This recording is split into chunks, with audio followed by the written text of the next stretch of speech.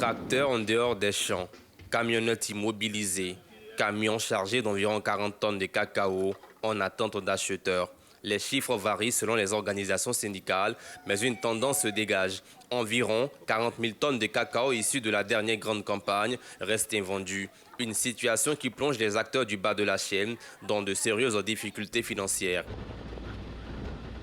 À Méo, dans le département de Tout-le-Pleu, c'est dans cette précarité que vivent des milliers de planteurs de cacao. Ce chef de famille polygame, père de 5 enfants, peine désormais à joindre les deux bouts. À lui seul, près de 11 millions de francs CFA restent impayés pour la grande campagne. En fait, de cacao là, il faut que tu arranges champ. Et puis on a payé engrais crédit pour mettre dessus. Donc pour payer crédit même là, c'est pas facile. 1200, on n'a pas dit que c'est pas bon, c'est bon. Mais en tout cas, c'est pas facile. Parce que moi, j'ai payé moto crédit. Si je pèse mon cacao, dans 2800 là, il va retirer l'argent. Moto à venir. 1200 là, j'ai fait comment pour payer ma moto. Et puis j'ai besoin pour construire. J'ai commencé même, je n'ai pas terminé. Tu vois, non, tout ça là, c'est le problème. Je ne sais pas comment je vais faire. En tout cas, en réalité, si je pense beaucoup même là, je ne sais pas comment je fais avec ma famille même. Il y a les gens qui travaillent pour moi. Et aussi, et les femmes, les enfants. Tout ça là, c'est le problème ici, moi.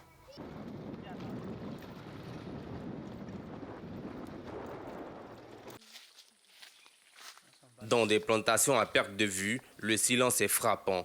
Habituellement animés en cette période, les parcelles sont aujourd'hui désertées. Les cacaoculteurs ont ralenti, voire suspendu leurs activités, faute de moyens financiers. À 2 km de là, dans l'entrepôt d'une coopérative, nous rencontrons un autre planteur. Visiblement préoccupé, il attend toujours de percevoir la somme qui lui est due, près de 10 millions de francs CFA.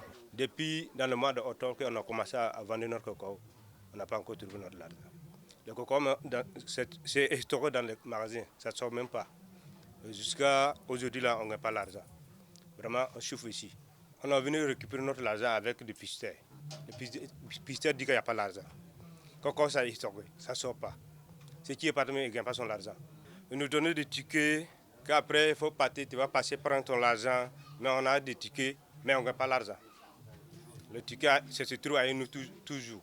Ici, le système entre agriculteurs et coopératives repose principalement sur le dépôt-vente. Les planteurs livrent leur production dans l'attente d'un paiement après commercialisation. Mais aujourd'hui, le mécanisme semble grippé. À lui seul, ce responsable d'entrepôt comptabilise près de 210 tonnes de cacao invendus. Une situation difficile à gérer, surtout lorsque les planteurs confrontés à leur charge quotidienne réclament leur argent. Ce qu'il y a là, ça peut arriver 80 tonnes. Et puis il y a un deuxième magasin encore. Là aussi, ça peut arriver 60 tonnes comme ça. Et puis il y a un au bois là-bas, au goudron là. Là, ça éteint 70 comme ça. Voilà, depuis novembre, depuis en 2025. Quand ça quitte au sang, les gars viennent faire des pots vendre à nous. Donc maintenant, on a pris pour déposer. On n'a pas eu pris. Donc c'est resté dans notre main. Jusqu'à présent, les gens viennent réclamer l'argent. On ne sait pas comment on va faire pour gagner l'argent pour les payer. Face à cette crise, depuis le département de Tout-le-Pleu, le syndicat national agricole pour le progrès, SYNAPSI, appelle à des mesures fortes, notamment le remplacement de certains dirigeants de la filière. Aujourd'hui, la filière traverse une crise majeure qui ne dit pas son nom. On demande rapidement la mise en place d'un administrateur provisoire pour gérer la question. Parce qu'aujourd'hui, que ce soit Conseil Café Cacao, que ce soit l'OIA, ils ont montré les limites. Nous ne pouvons pas s'asseoir pour croiser les bras, pour voir nos avenirs en train de s'éparpiller.